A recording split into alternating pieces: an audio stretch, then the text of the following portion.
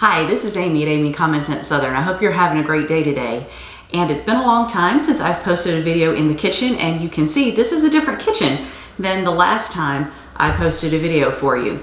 And the reason for that is because I moved. We purchased this home in December of 2020. We've been here ever since, and I thought it was about time to make a video for you in the new kitchen. And all of the things about the move and where I've been and what I've been doing, that's another video. For now, I'm gonna get down to business and make something for you. And this is gonna seem like really super simple, and I know that it is, but it's something that is a mystery for some people. Now, some of you are gonna think, Southern sweet tea, that's easy. I've been making that since I was a teenager or a kid, or I've seen my mom make that a million times, but for some people, it's not so easy. I know there are some people watching that aren't in the US that didn't grow up on this, and I have people in my life who grew up on Southern sweet tea and still don't know how to make it, and I have to bring it to the family gatherings. So I'm gonna take all of the mystery out of this for you. I do this like my mom did, and if you stick to the secrets I'm gonna show you, you will be fine with your sweet tea. You will impress everyone. You will no longer buy gallons of pre-made sweet tea because there's absolutely no reason for it.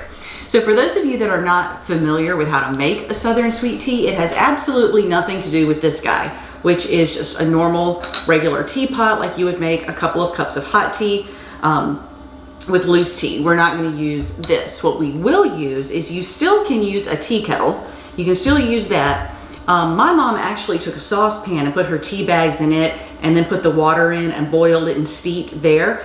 I just don't have a saucepan that is quite that size. My saucepan is a little bit smaller, and then the one that I have that's larger, it's just kind of too big to make tea in. Plus, if you make your tea in a metal pan, you're gonna stain the pan. And so I have some stainless steel pans I just don't want to have to clean tea stain out of, because my mom made it so often in that metal pan, she stained it. Then she switched later to making it not with a tea kettle like you put on the stove, but an electric tea kettle.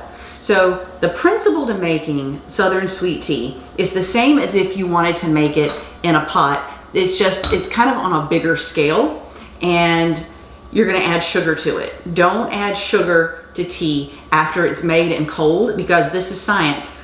The sugar's just never gonna mix in unless you put in a sugar syrup, and it's not gonna taste the same. So I will just get on with it. The first secret is the tea that you use. So I grew up on Tetley iced tea. Some people are sold on other brands. I won't address those, but this is what I grew up on. My mom used to make it with the little tea bags that you have to pull the tag off of, but then somewhere along the way, either they came out with or she discovered the family size tea bags, which look like this. Okay, so you can use 4 or 5 of these. And so you're going to drop 4 or 5 of these, depending on how strong you want the tea. I like to use a little less sugar and taste a stronger tea taste, so I use 5 bags. My mother preferred a little more sugar in hers than I use, and she used 4 bags because she wanted it to taste more like sugar syrup. Bless her soul. So anyway, I'm going to go ahead and drop 5 of these tea bags into a gallon size plastic pitcher. I mean, I guess you could do this in a glass pitcher, and don't fuss at me for putting hot water into plastic. It's just that I'm afraid I don't have a glass pitcher that's exactly 1 gallon. See, this has a sign on it that says exactly 1 gallon. So you're gonna actually make the tea in this. If you wanna serve it in something fancier like a glass pitcher, you can, but it's gonna be made entirely in this pitcher. This is the way my mom did it. Trust me, it's gonna be fine. So the first secret is using the really good tea that's made for iced tea. Okay.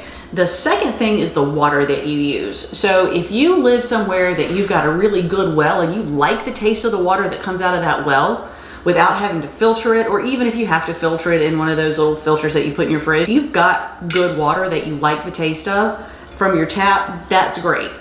I don't.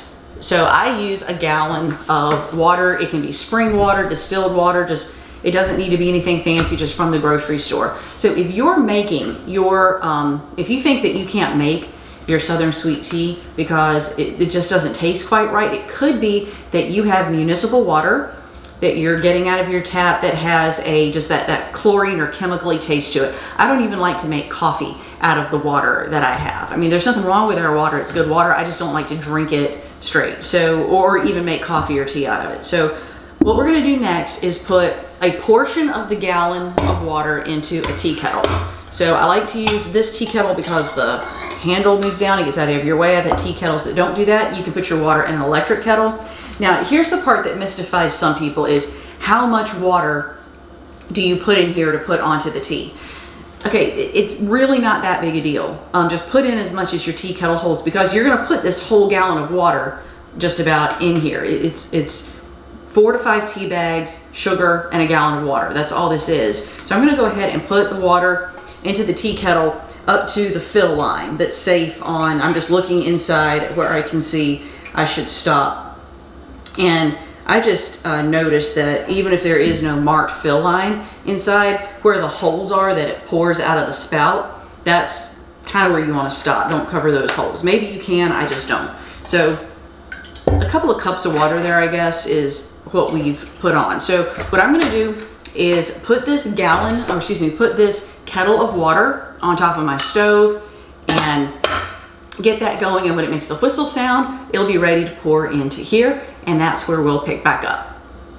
While I was away, all that you missed was that I put that kettle of water on my stove and let it whistle. That's when you know it's ready. Turned the heat off and poured that water into my plastic pitcher. So you can see how much of that, how much water was in there. And this has been sitting for 5 minutes. I set a timer and the timer just went off, and now I need to take the tea bags out. Now I'm using an iced tea spoon.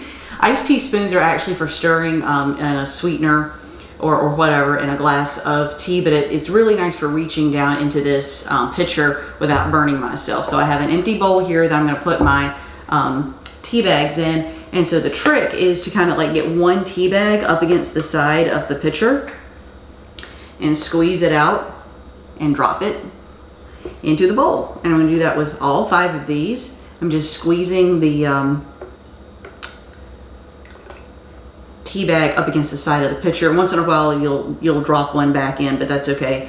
Now some tea purists might say, oh no, don't squeeze the tea bags, it'll make the tea bitter. What'll make the tea bitter is over steeping it and leaving it for a long time, or leaving these bags in here for too long. So now I'm gonna put in 1 cup of sugar. Now I'm gonna go ahead and put that in while I talk. Now my mom would have probably used about 1.5 cups. I like just a cup. Again, she used 4 bags and about 1.5 cups of sugar. I use 5 bags and a cup of sugar. It's just your preference. You can't really go wrong either way. And so I'm putting that sugar in while this is hot and it's dissolving. Now, that was real, just white sugar. You don't have to put any sugar in this at all. You can go ahead and move to the next step and you'll have great unsweetened tea. For some people, that is a sacrilege in the South. For other people, it's just fine. I am kind of in the Weight Watchers world. If you've watched some of my other videos, you've seen that. So of course, if I just skipped the sugar, then a glass of tea would be 0 points. And I, in the Weight Watchers world, am in blue. I fall into the blue category for my plan. I did some calculation in my recipe builder before I started making this, and with just 1 cup of sugar, that comes out to 3 points per glass if you consider that there are 16 8-ounce servings in here. And so you might serve this over ice, you might not. Of course, it'll go, 8 ounces will go a little further if you're putting it over ice. So I stirred this, just kind of make a vortex in there.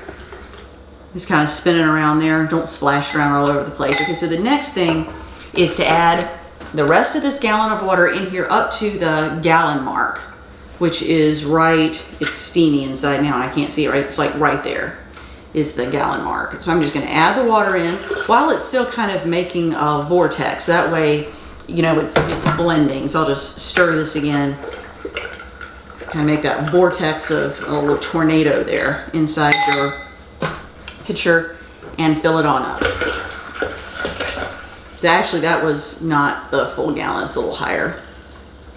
Really, if you put the top on, you don't want the water coming up around the top. And so that's perfect right there. So you've got about a gallon there. So it didn't use quite all the water, and that's fine. So I'll just give this one more stir until I put this in the refrigerator. And now I will tell you the 3rd secret to making this tea is that don't drink this today. I know that's hard to hear. I know you wanted to make a big pitcher of sweet tea, and put put ice in a glass and pour a big glass of sweet tea and go out on your deck. First of all, this is hot, and if you pour this on a glass of water, you're just going to make a glass of watery tea because it is hot enough that it's still warm enough that it will melt your ice, and you're just going to make a watery mess that won't taste great.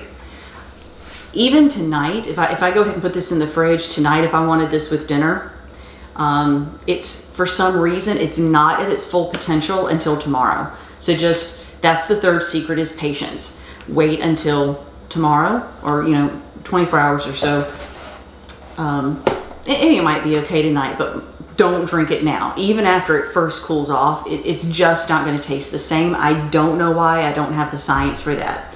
But those are the 3 secrets to a great gallon of sweet Southern tea: is use good tea, use water that you actually like the taste of it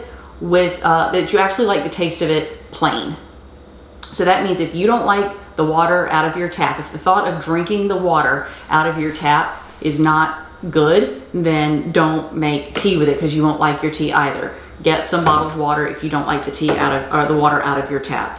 So good tea, good water, and patience. Just wait. I promise this will be better tomorrow after it sits in the refrigerator. So again, 0 Weight Watchers points if you're in that world. If you don't put the sugar in, if you put 1 cup per gallon, you're looking at 3 points on blue, and I don't know what that would be on the other plans, green and purple, but 3 on blue, and that's it. It can't be any simpler. Just tea bags, good water, and sugar, or not. That's your choice, and you have perfect Southern sweet tea or unsweet tea. So I hope I've helped you demystify how to make a gallon of tea.